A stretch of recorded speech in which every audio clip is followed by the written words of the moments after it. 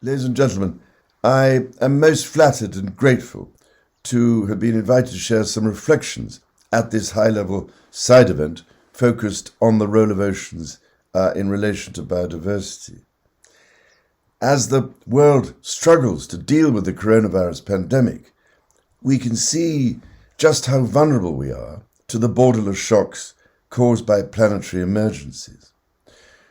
With time rapidly running out to restore that delicate balance with the natural world, and how many times have I tried to get this point across over the past 40 years, and with millions of people and species threatened by our destructive impact on the Earth, it is absolutely critical that we urgently mobilize the world for concerted action. This is why last week I called for a form of Marshall Plan for nature, people and planet. There is simply no time left to prevaricate. We have been busily and, I'm afraid, rather arrogantly testing our world to destruction. And now, finally, we have the disastrous evidence to prove it. The ocean's centrality as the largest reservoir of biodiversity and life demands that it receives meaningful consideration. This is doubly so because dwindling biodiversity, the decline of the ocean's health, and the climate crisis have the one common enemy, namely our burgeoning and anthropogenic greenhouse gas emissions.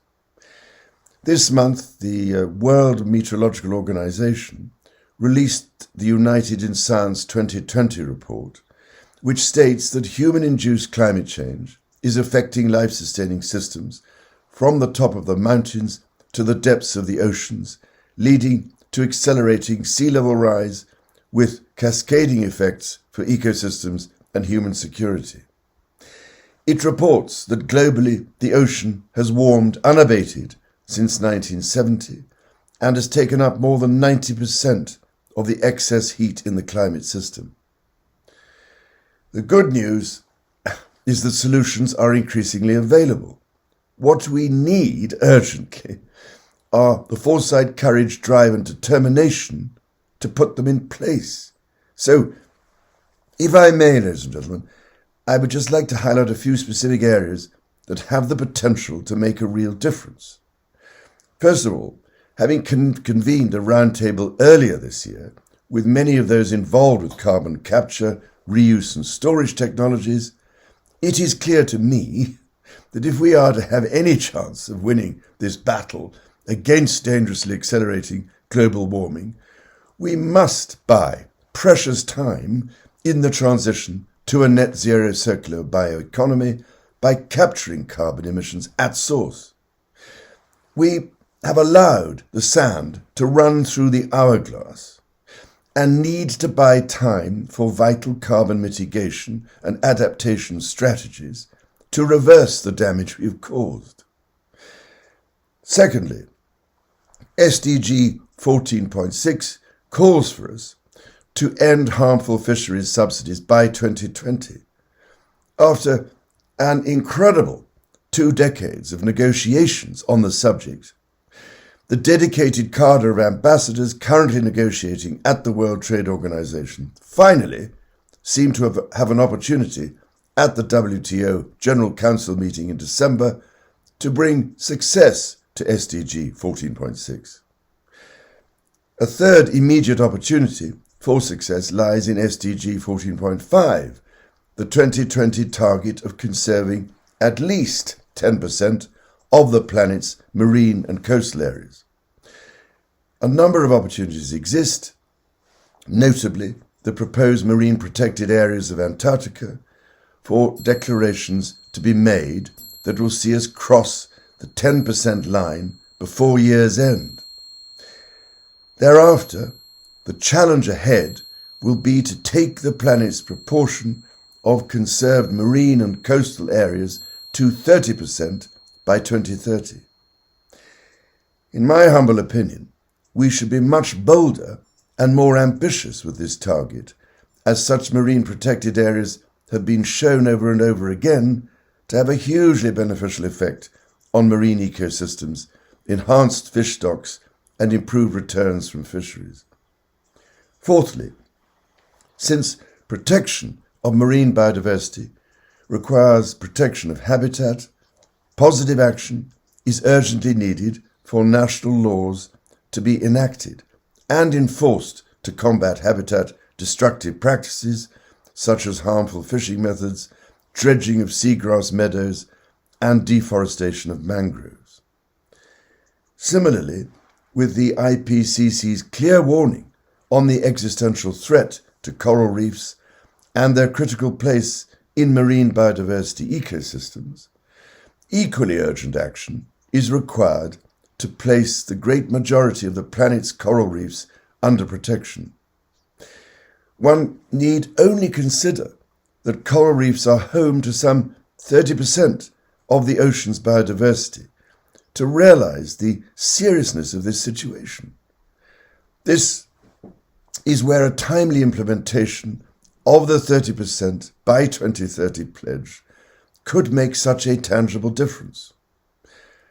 Credible carbon offsetting and circular bioeconomy approaches offer additional opportunities to catalyze investment and partnerships to support these protection efforts. Fifthly, coastal marine biodiversity is being negatively impacted by source-to-sea pollution from agriculture, industry and urbanization. Increased investment and innovation is desperately needed globally in sewerage and wastewater infrastructure.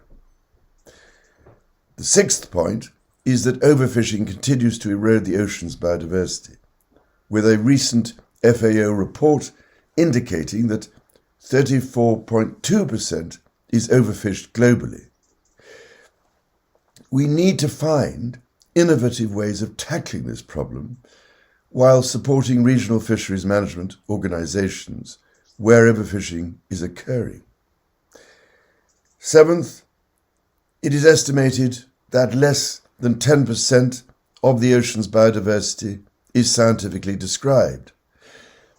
The United Nations Decade of Ocean Science, 2021 to 2030, offers an opportunity to focus on studying and describing the remaining 90%. After all, we cannot fully protect or value our natural resources when we don't know what or where they are. To make progress in these efforts, we will need the full engagement of corporations, governments, and the academic scientific community. We should also seek to engage the passion, ingenuity, and innovation of the next generation of young scientists, marine biologists, and environmentalists, challenging them to come up with new solutions and ways to value our oceans. Eighth, the role of innovation in securing the required reductions in greenhouse gas emissions is pivotal to ocean health, and we are already seeing positive signs of this in everything from offshore renewable energy to the greening of shipping. Innovation will allow us to move from linear exploitation of finite planetary resources into a sustainable era of circular economies, sustainable food systems, and resilient cities. And, ladies and gentlemen, it will provide us with the new tools we need to safeguard the biodiversity of nature upon which all our lives ultimately depend. Finally, to move more rapidly, paradigm shifts are necessary in the fields of ocean investment and finance, and it is encouraging to see some of these already underway. I am very pleased, for instance, to see, at last, the growing support from financial institutions for the Sustainable Blue Economy finance principles, something my International Sustainability Unit led some years ago. These principles are solutions-driven and embody the science-led, precautionary, inclusive, and impactful approach needed for a truly sustainable blue economy. Ladies and gentlemen, for us to make the right decisions at this critical time, science provides our firmest foundation. Our oceans are home to untold biodiversity and are part of the vital ecosystems and tapestry of life on this planet.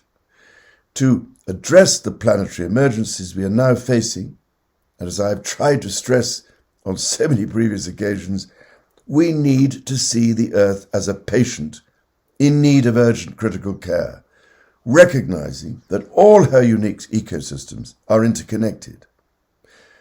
Surely, ladies and gentlemen, we all share the responsibility to do whatever we can, and as soon as we can, to establish the required transformations to our patterns of consumption, production, and habitat destruction to restore balance and harmony with the natural world.